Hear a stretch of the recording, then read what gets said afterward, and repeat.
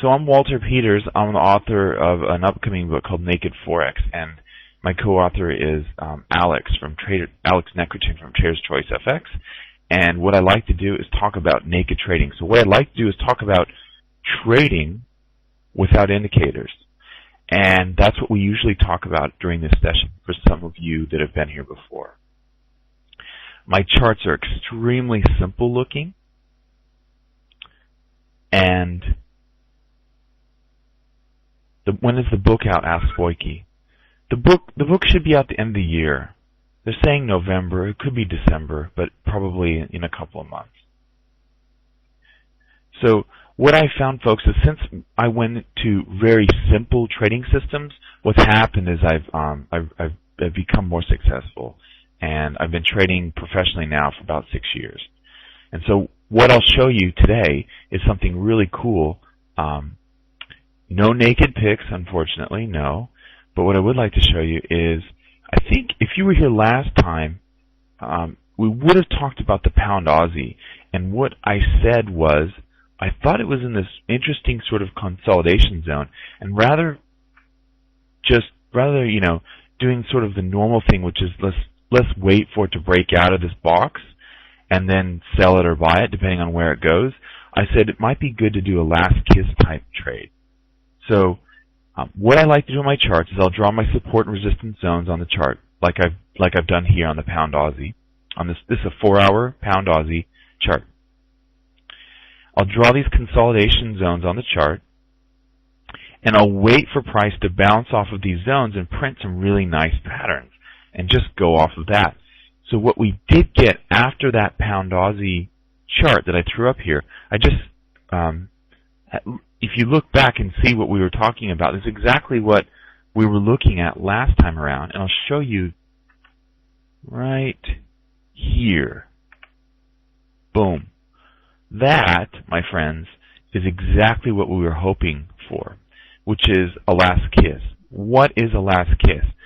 Last kiss is after you get some consolidation between support and resistance zones, and we certainly have that here, between the 1.5644 zone here and the 1.5442 zone here.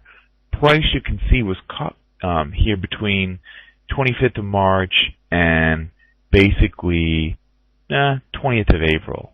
So almost a month.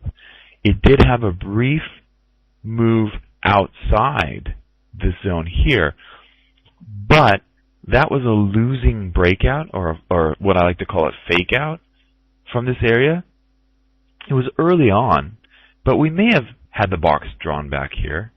But what I'd like to point out is that right there, that move right there, didn't turn out to be a last kiss.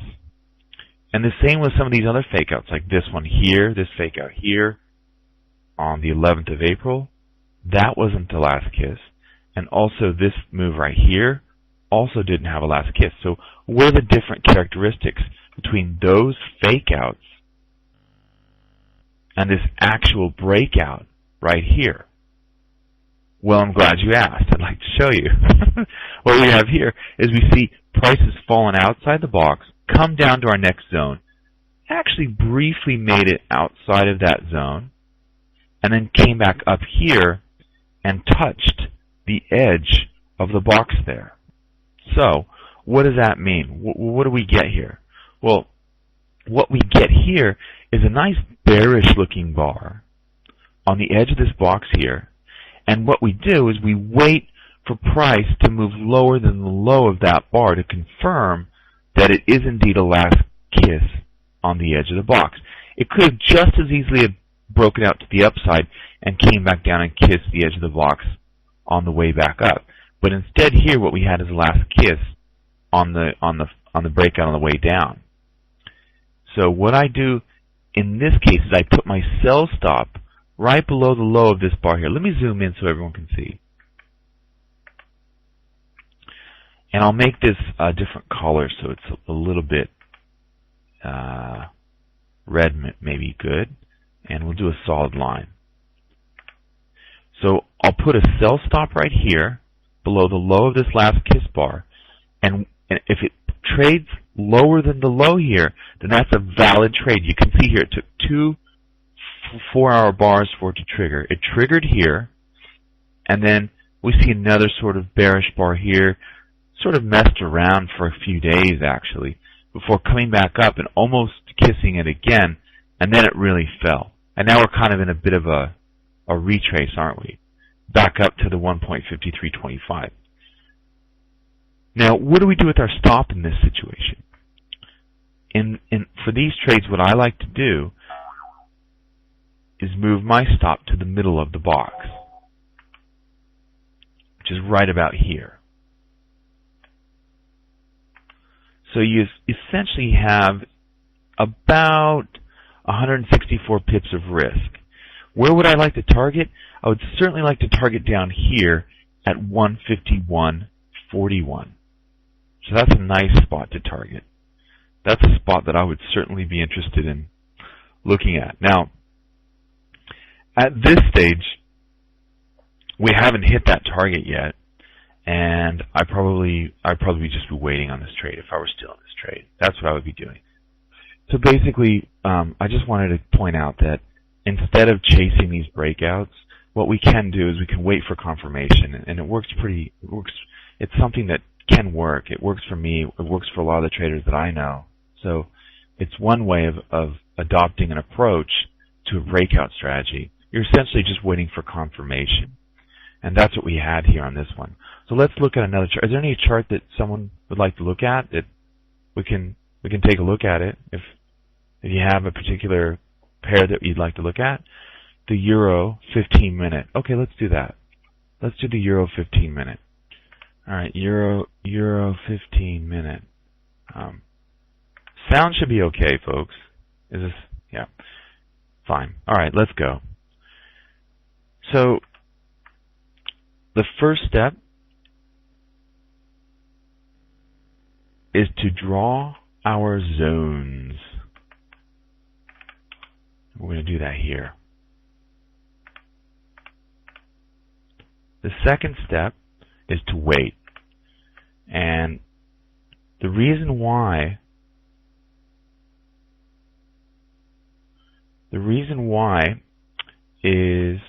I'm on the 30-minute chart is I want to make sure I get some really nice solid zones on here for my 15-minute trading. So that's what I'm going to do here. I don't actually usually trade naked on this time frame. That's not my normal sort of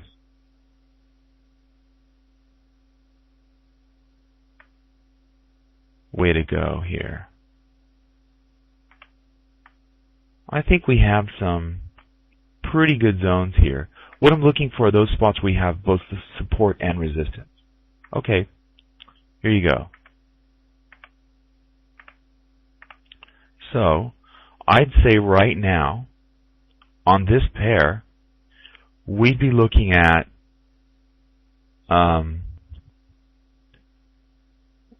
we'd be looking for something up here at 47 or down here at 46.50 on the 15-minute. Oh, sorry, I'm on the 30 still.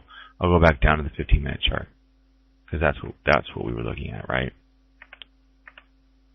So that's how I would approach this right here. I'll be waiting. Now there is an interesting.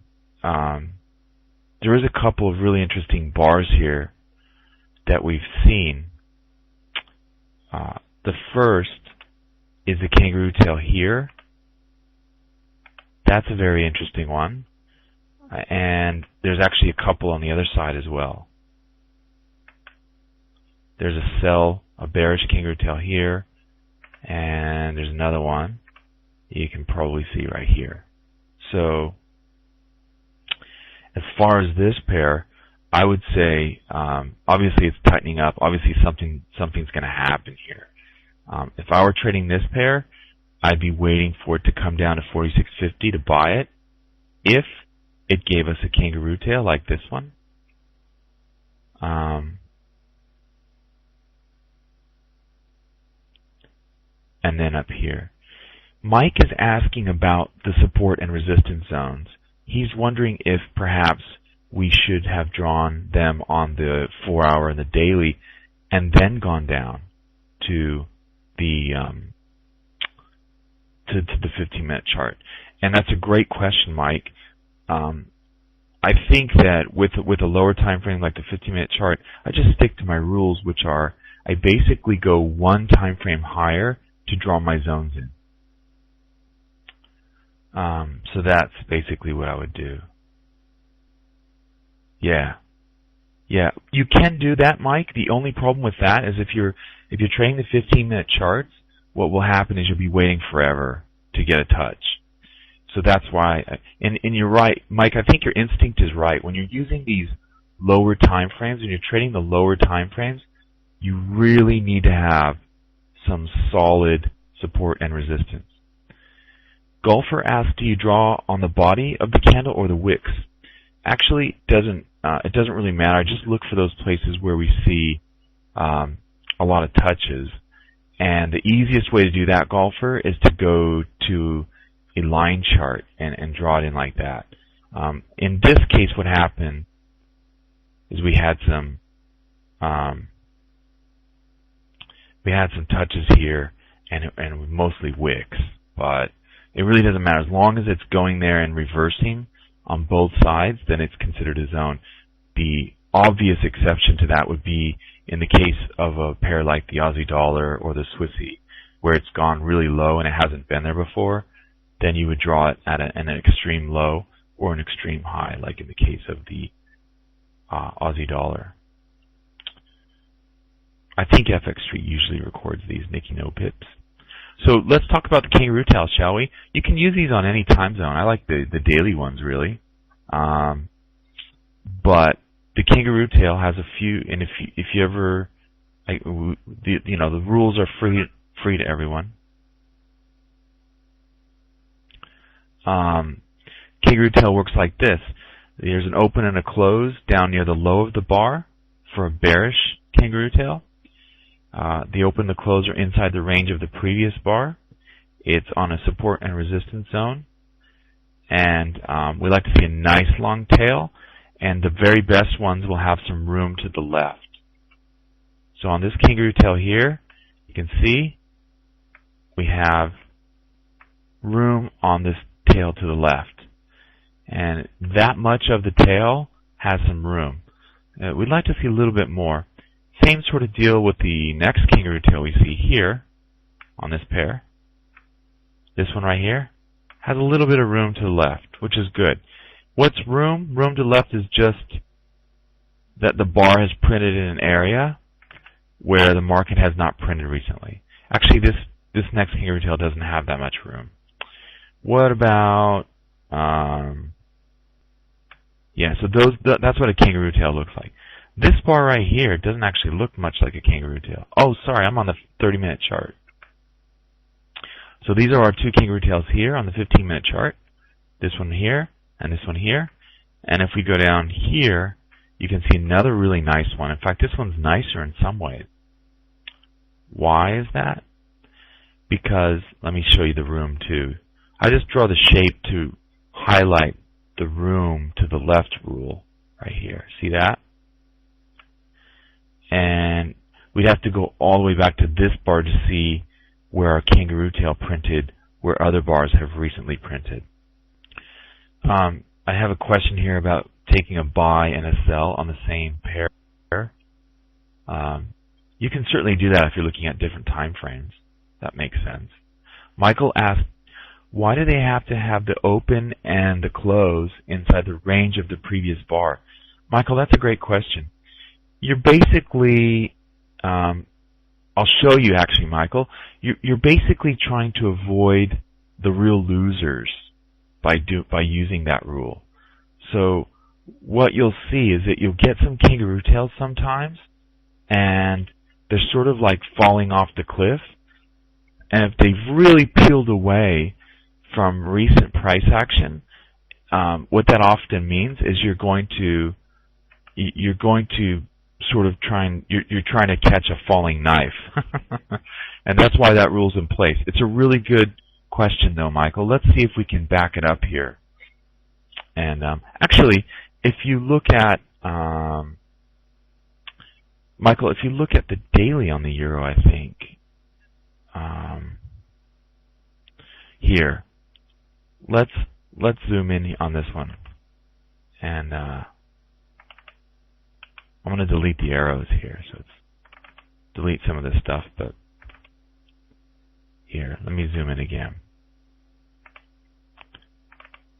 Delete that one. Delete that one. What I'm going to do is I'm going to take a close look at the recent pseudo Kangaroo Tail. It was very close, but no cigar on the euro. And one of the reasons why it wasn't so nice, let's zoom in here. I'm not sure. I think the open, or the close of this bar. Does everyone see which bar I'm talking about here? It's this one right here. You can see here the close was at 45.49, 1.4549. And what's the high on the previous bar? 45.47. Now, there are a couple of issues with this daily Kangaroo Tail. I had a lot of questions about this one, and I said that I didn't like it.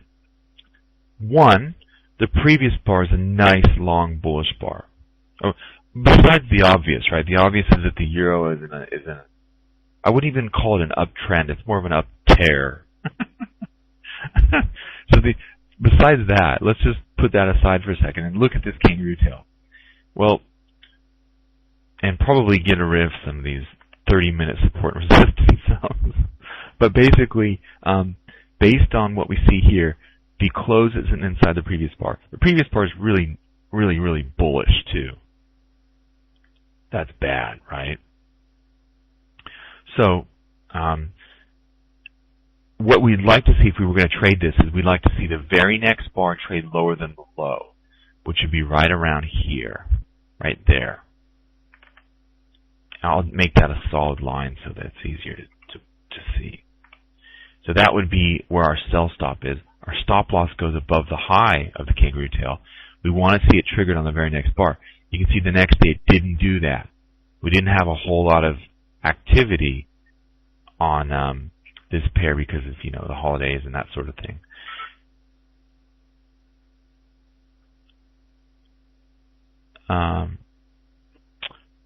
The 31st, we have a question about the bar on the 31st of March. Let's see here, 31st of March. I don't see it. This one right here. So basically, what we have here, the Kangaroo Tail didn't trigger on the next bar. That's bad, right?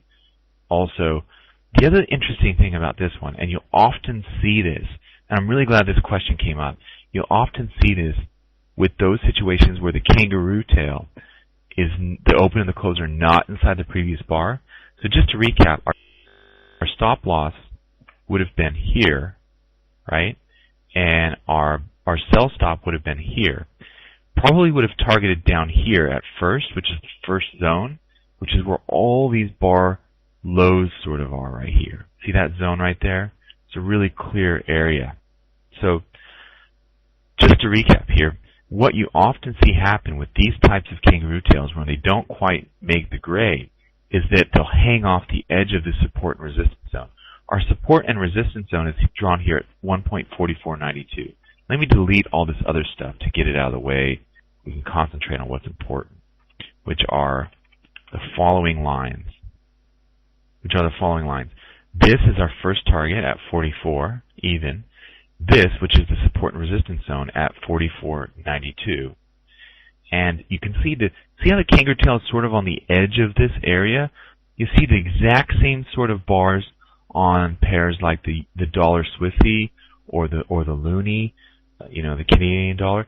Those pairs will offer very similar type Kangaroo Tails in the opposite direction, where you get them, especially when those pairs are falling, you get similar Kangaroo Tails in the opposite direction where they're just not quite right, and that's what the market's basically telling you. Don't take them if they're not precisely on a zone. Like this one is not precisely on a zone; it's beyond it, and they don't fit inside the previous bar's range. They open the close of the Kangaroo Tail not inside the previous bar's range. So Mike is looking at the 31st. Is that this one down here, Mike? Let me just highlight this one so everyone can see it. Is that the one you're looking at? The left. This one right here on the left, right? This one doesn't really have any space. 31st of, this looks like it's the first. This one right here, well, the problem with this one, the 31st, like the close isn't even in the bottom third. So so we've got one more rule here. Let's write the rules out. Open and close in bottom third. That's one rule. Yep. Yeah. Yeah, sure. And then we have, room to the left. Why do we have this room to the left rule?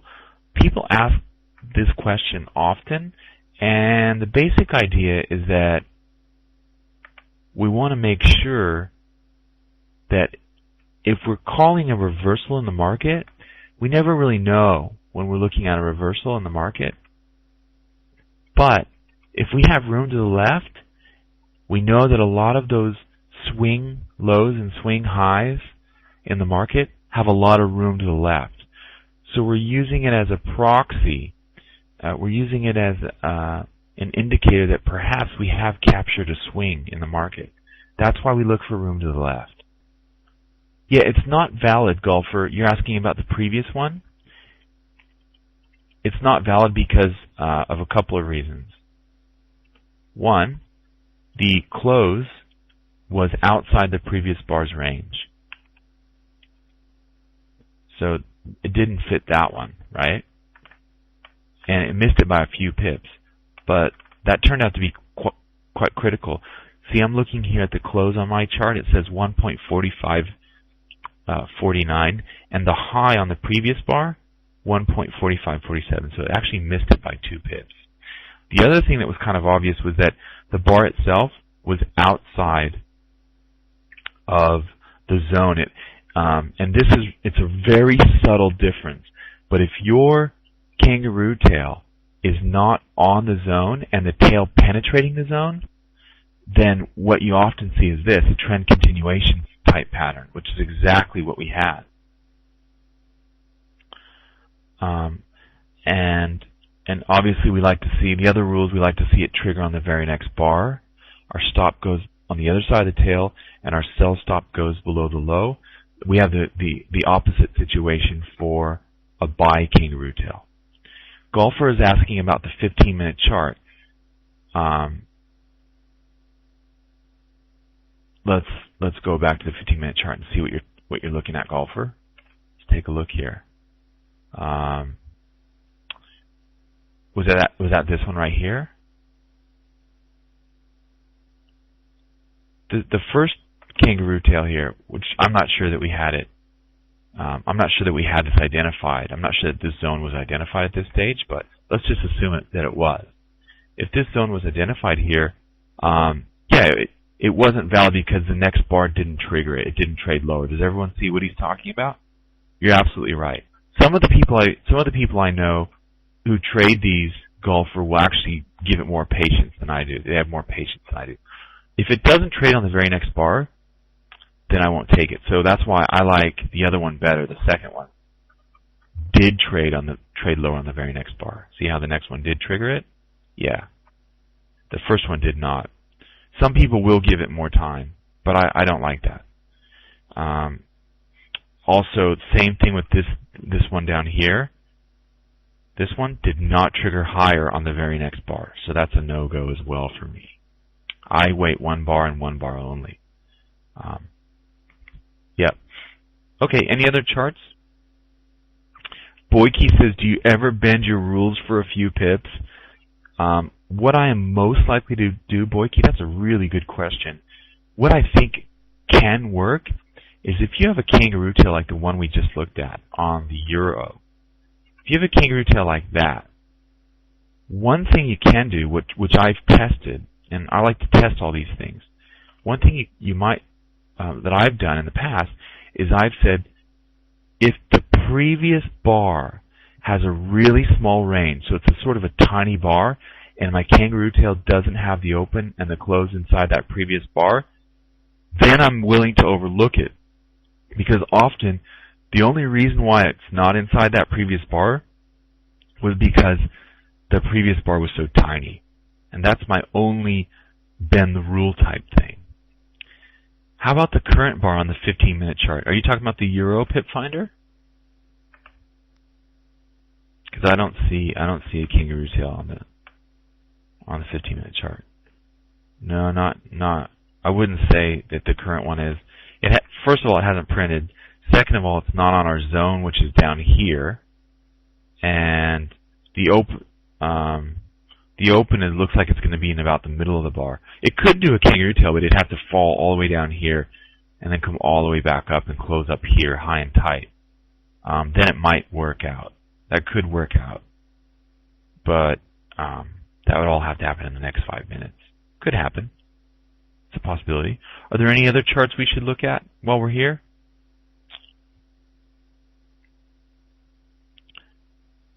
If you want the ebook on the Kangaroo Tail, you can email me at highpipdiet@gmail.com. I'll give you the Kangaroo Tail book if you want it. It's free. What else? Any other charts?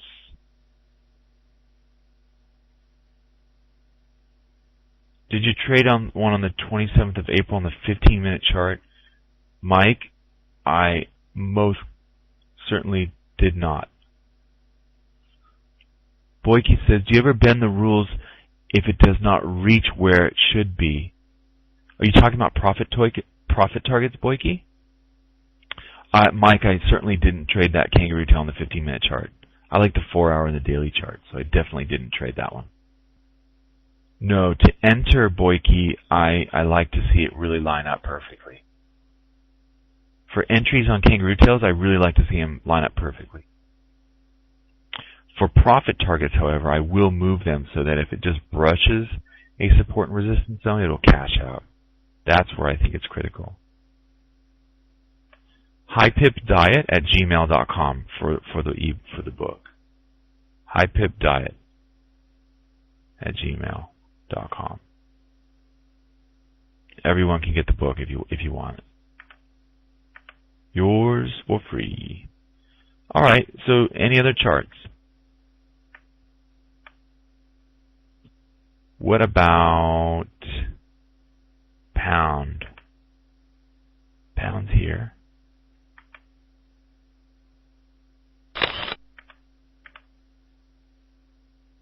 Yeah, no, on entry, Boyke, it should look really good. It should look nice on entry. Okay, dollar yen, cool.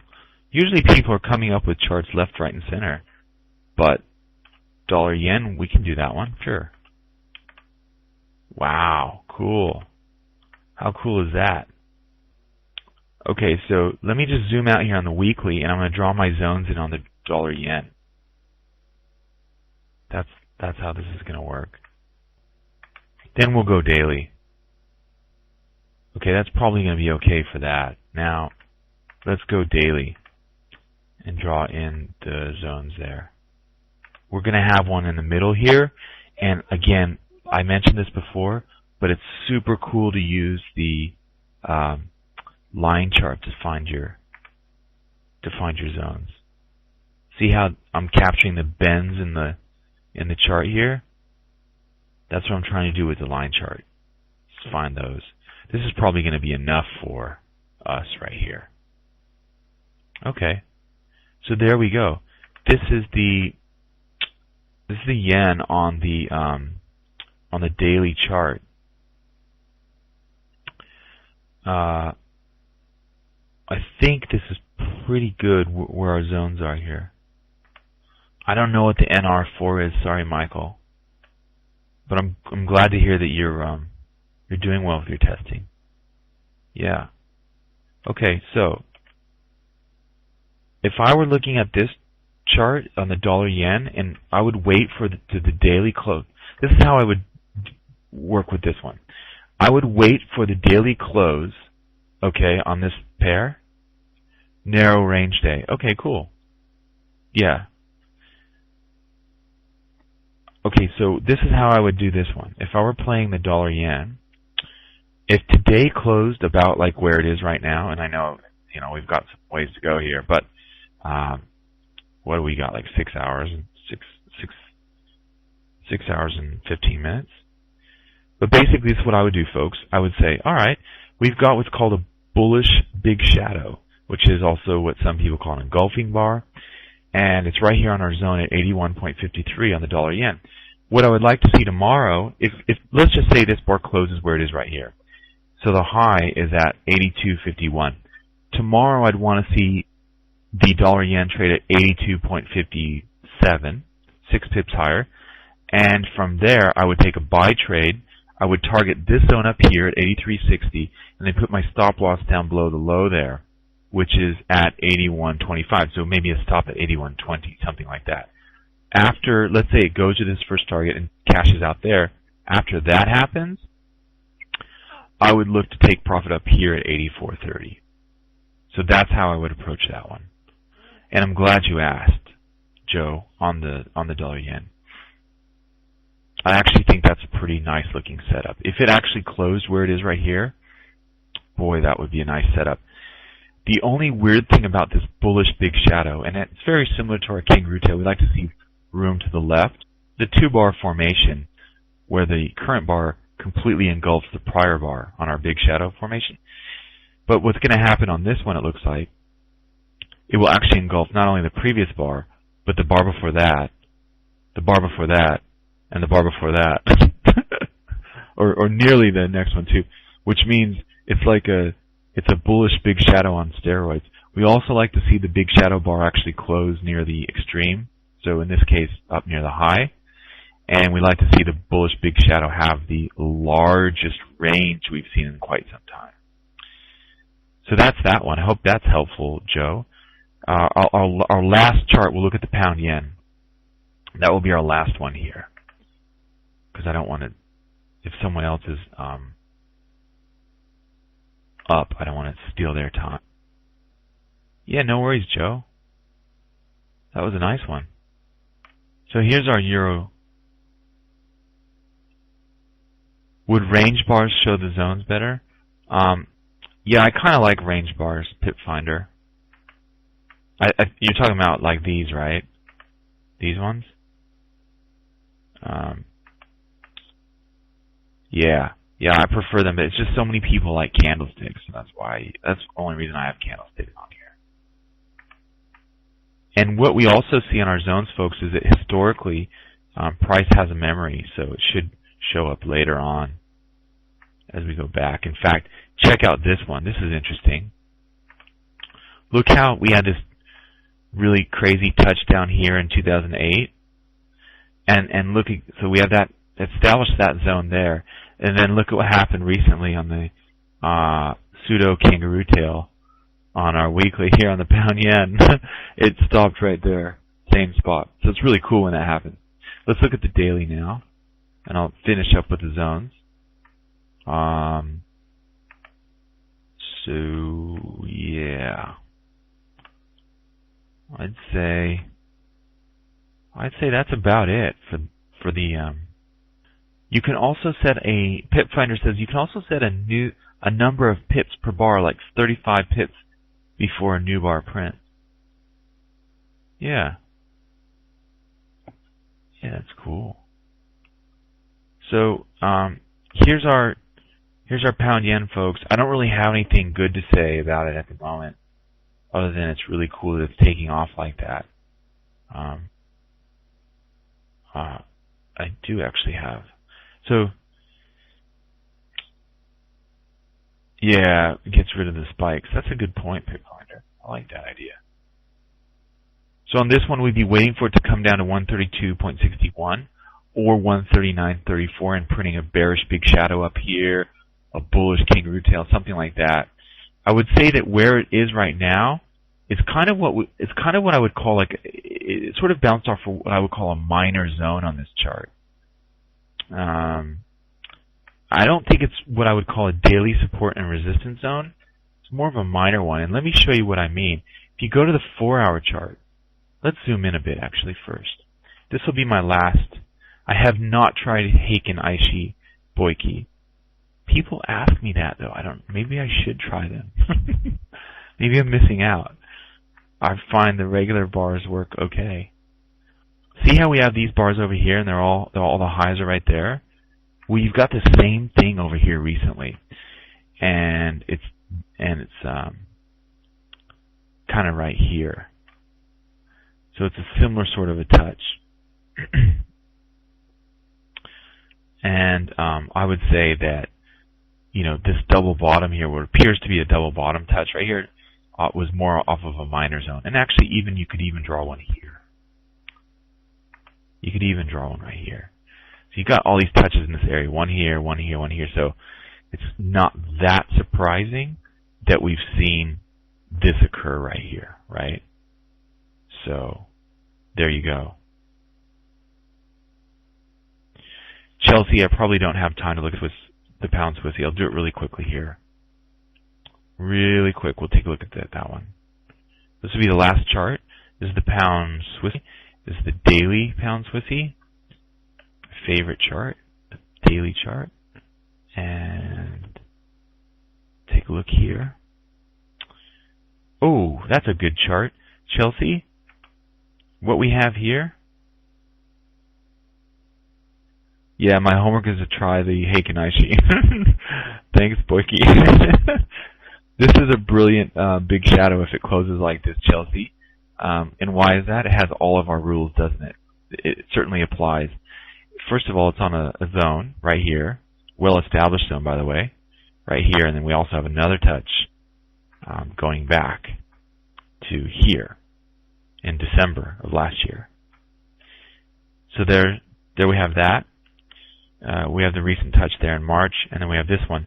If this day completely engulfed yesterday's bar, we would have a brilliant bullish big shadow here.